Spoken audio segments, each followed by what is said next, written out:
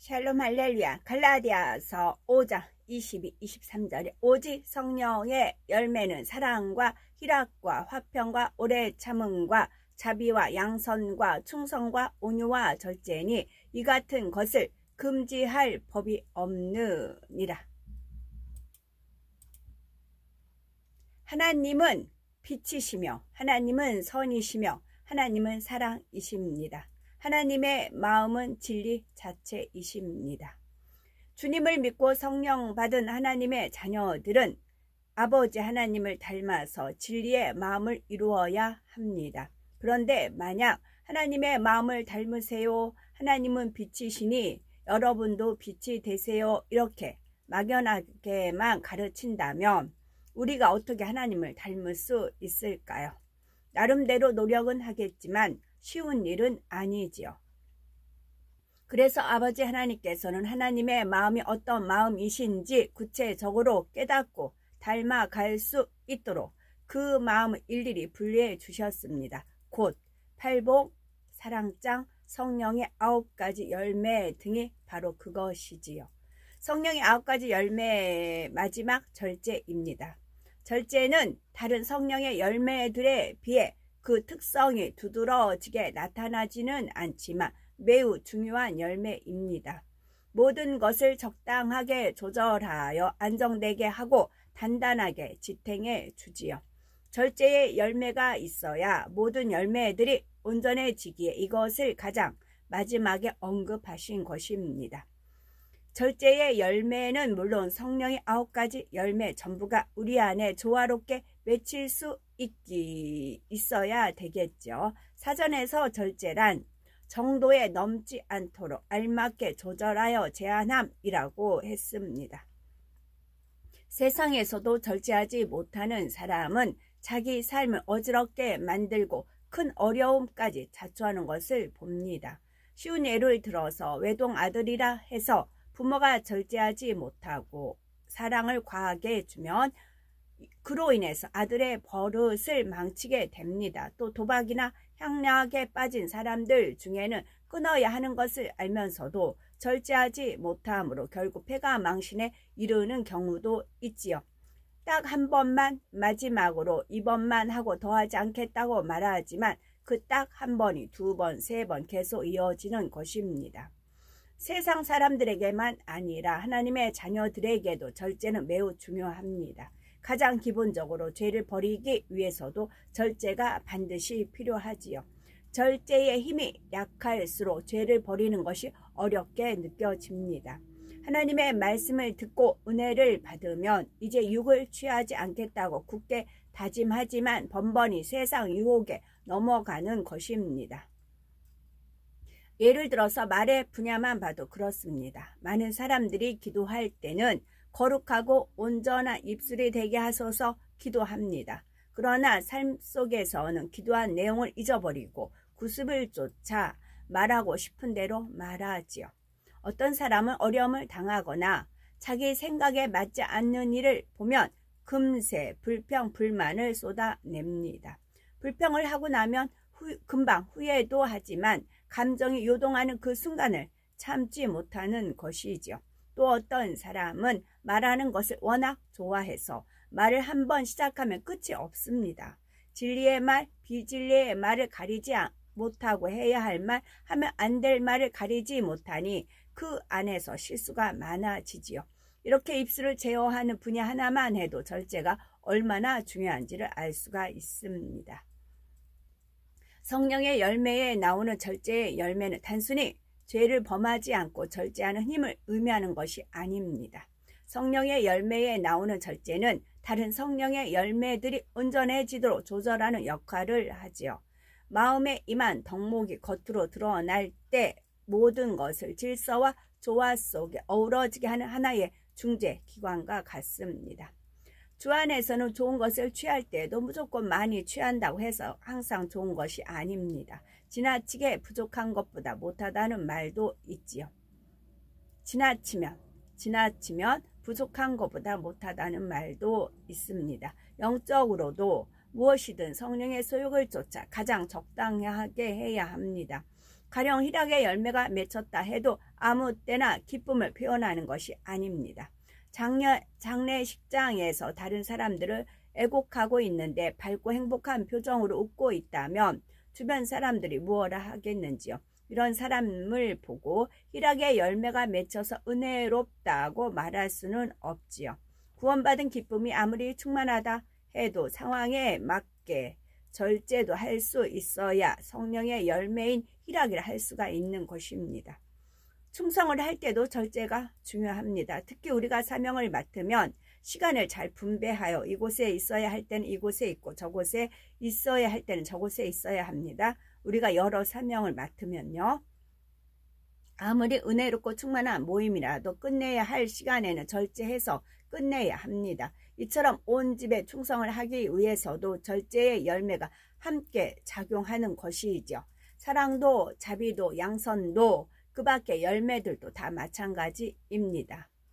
마음에 맺힌 성령의 열매가 행함으로 드러날 때 항상 성령의 음성과 주관을 쫓아 가장 적절한 선을 지켜야 하지요. 어떤 일을 먼저 해야 할지, 나중에 해야 할지, 앞으로 나가야 할지, 뒤로 물러서야 할지 이러한 분별과 조절이 바로 절제의 열매를 통해 이루어진다는 사실입니다.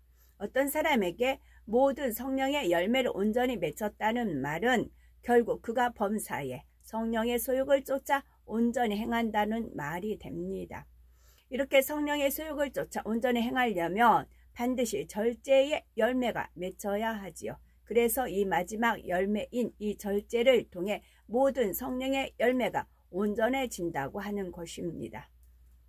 절제의 열매가 구체적으로 어떻게 나타나는지 살펴보면 절제의 열매가 맺히면 첫째, 항상 질서를 쫓아 행합니다. 질서 속에서 자신의 위치를 분별함으로 자신이 나설 때와 나서지 않아야 할 때 해야 할 말과 해서는 안 될 말을 알지요. 격에 맞지 않는 일이나 분수에 지나치는 일은 하지 않습니다. 간단한 예를 들면 한 선교회의 회장이 총무에게 어떤 일을 지시했습니다. 그런데 이 총무가 열정이 넘치고 더 좋은 의견이 있다고 해서 임의대로 일을 변경해서 행한다고 합시다. 그러면 그가 아무리 뜨거운 마음으로 충성했다 해도 결국 절제가 없으므로 질서를 어긴 것입니다. 원수마귀 사단 루시퍼가 질서를 어겼어요. 지 처소를 떠났다 표현이 있지요. 질서의 하나님입니다. 절제의 열매가 맺히면 둘째로 진리를 행하고 좋은 일을 할 때도 대상과 시기, 장소 등을 고려할 줄 압니다. 예를 들어 부르짖어 기도하는 것은 좋은 일이지만 아무 데서나 부르짖어 기도한다면 오히려 하나님의 영광을 가릴 수가 있지요. 전도나 신방을 할 때도 절제하여 대상에 따라 전할 말을 분별해야 합니다. 상대의 믿음의 분량에 맞게 진리를 전해야 하지요. 자신이 영적인 말씀을 듣고 깨달은 내용이 너무나 은혜롭고 좋다고 해서 아무에게나 그 말씀을 전해서는 안 됩니다. 상대의 믿음의 분량에 맞지 않는 말을 전하면 오히려 상대에는 충만함이 떨어질 수 있고 판단 정죄하여 실족할 수도 있는 것입니다. 어떤 경우는 바쁜 사람을 붙잡고 장황하게 자신이 말씀을 듣고 깨달은 내용이나 은혜 받은 체험을 간증하는 사람도 있지요. 그 내용이 아무리 좋은 내용이라 해도 상황에 맞게 절제하지 못하면 은혜를 입히기가 어렵습니다.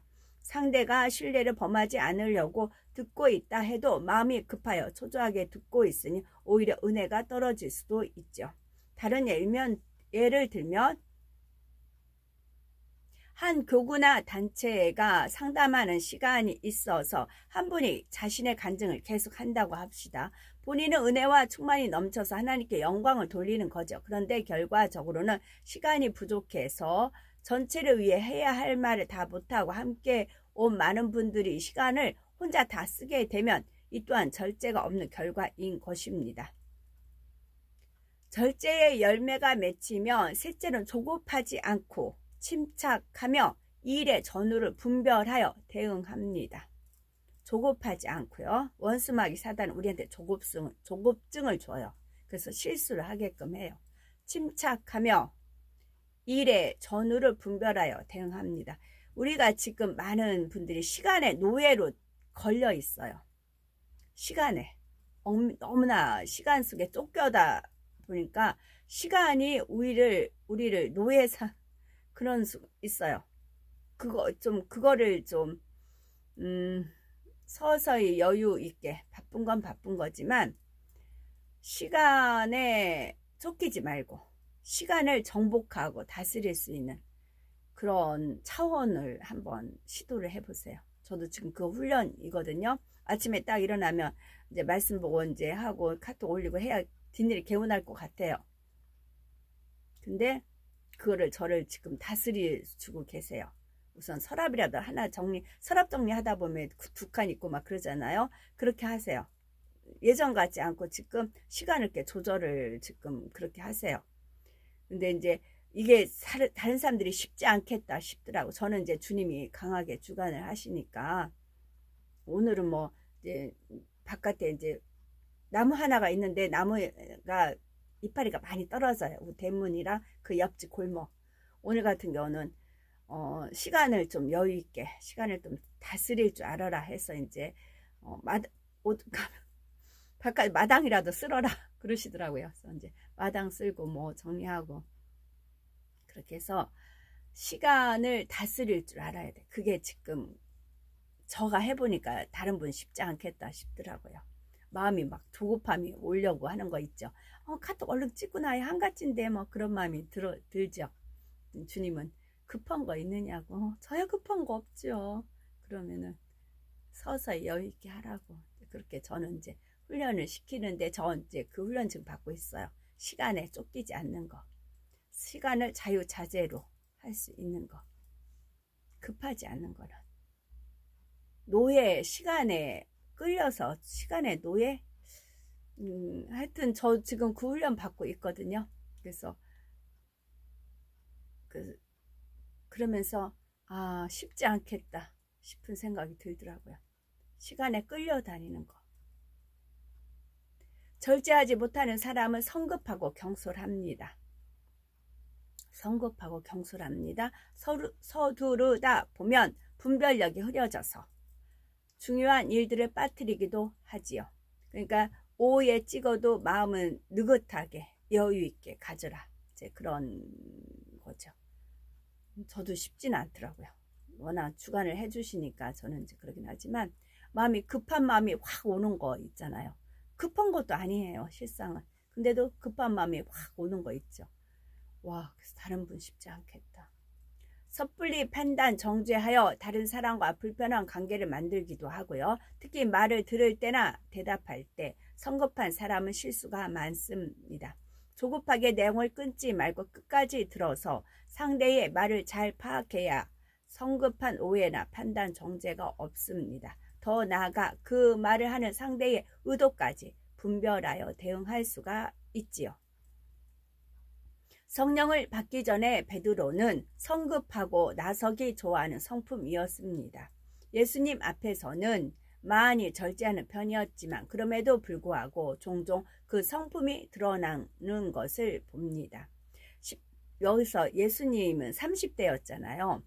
그럼 베드로는 어땠을까요? 뭐 장모님 있다고 하니까 예수님보다 예수님이 30대였다면 그 12제자 나이를 생각을 하면 가장 어린 요한이었다고 하고요. 예수님 또래였을까요? 그랬을 확률이 좀 있죠. 예수님 또래. 예수님 또래의 확률이 있을 것 같아요. 왜냐하면 제가 지금 많은 분들하고 이렇게 이제 같이 카톡 이렇게 시식할 때 50대예요. 50대. 저 60이 저 한갑이네요. 내년이면 한갑이네요. 55, 6, 7, 8 그쯤이더라고요. 한 번은 주님께서 그러셨어요. 베드로가 나보다 나이 많았겠느냐 어쩌겠느냐. 많았겠는데요. 이제 제가 그랬거든요. 그게 참 궁금하죠.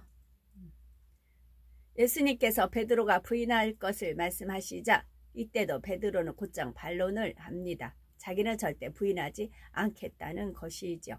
만약 베드로가 절제 열매가 맺혔다면 그 순간에 떠오르는 대로 반론하기보다는 바른 대답이 무엇인지를 분별하려고 했을 것입니다. 정녕 예수님이 하나님의 아들이시며 무의미한 말씀을 하지 않으신다는 것을 안다면 먼저는 그 말씀을 명심해야 합니다. 그래서 그런 일이 일어나지 않도록 단단히 준비했어야 하는 것이죠. 이렇게 바른 대응을 할 수 있는 분별력이 바로 절제의 열매 속에서 나옵니다. 사람들과 대화를 하다 보면 말과 속마음이 다른 경우가 많습니다. 꾸며낸 겸손. 어떤 사람들은 자신의 허물을 가리지 않고 상대의 허물을 부각시키기도 합니다. 자기 욕심을 채우기 위해 어떤 것을 구하면서 마치 다른 사람이 원해서 요청하는 것처럼 말하는 경우도 있지요.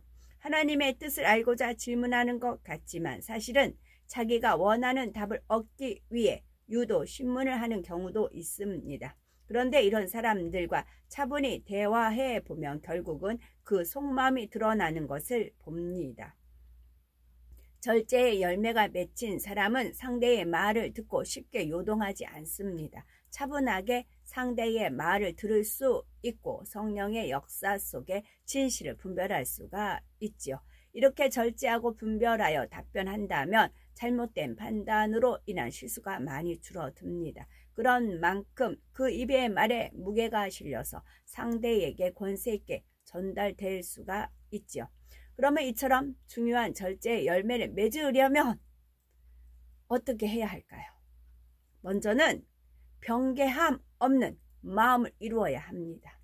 거짓이 없고 간사함이 없는 마음, 진실한 마음을 이루면 되지요. 내가 이렇게 해야겠다 생각할 때 그대로 행할 수 있는 힘이 생깁니다. 물론 이런 마음은 하루아침에 이룰 수 있는 것은 아니죠.